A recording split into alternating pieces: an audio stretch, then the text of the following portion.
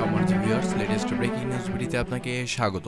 ঘুম যতক্ষণ না আসছে ততক্ষণ মোবাইলে দাপাদাপি, আর এই কাজে নিজের বিপদ নিজে ডেকে আনছেন আপনি।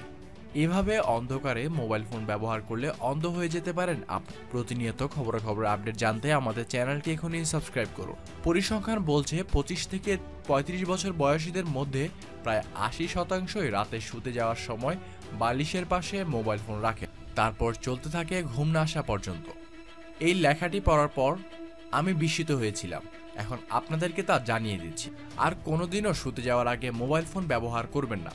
আসলে অন্ধকারে মোবাইলের নীল আলো চোখের মারাত্মক ক্ষতি তো করেই, সেই সঙ্গে শরীরে মেলাটোনিন হরমোনের ক্ষরণ কমিয়ে দেয়, ফলে ঘুম আসতে চায় না। আর দিনের পর দিন রাতে ঠিকমতো ঘুম না হলে শরীরে একে একে বাসা বাঁধতে শুরু করে একাধিক জটিল রোগ।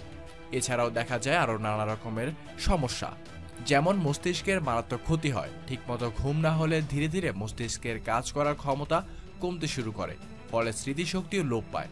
শুধু তাই নয়, ব্রেনে রক্ত প্রবাহ নানা বাধা আসতে পারে। দ্বিতীয়ত, ঘুম কমে যায়। যেমনটা আগে বলেছি, মোবাইল ফোনের আলো নানাভাবে শরীরে মেলাটোনিন হরমোনের ক্ষরণ কমিয়ে দেয়, ফলে সহজে ঘুম আসতে চায়। দৃষ্টিশক্তি কমে যায়।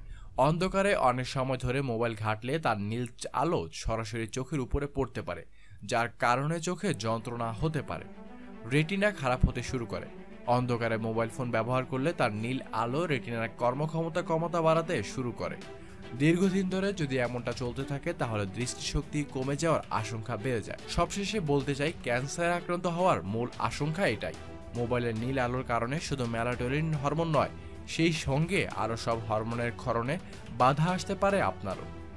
তাহলে আপনি সিদ্ধান্ত নিন, সুস্থভাবে বাঁচতে চান নাকি মোবাইলকে জীবনের আগে রাখতে চান, তা আমাদের নিচের কমেন্ট বক্সে জানাতে ভুলবেন না। ধন্যবাদ জানাচ্ছি আপনার মূল্যবান সময়টুকু দিয়ে আমাদের সাথে থাকার জন্য। ভালো লাগলে অবশ্যই চ্যানেলটি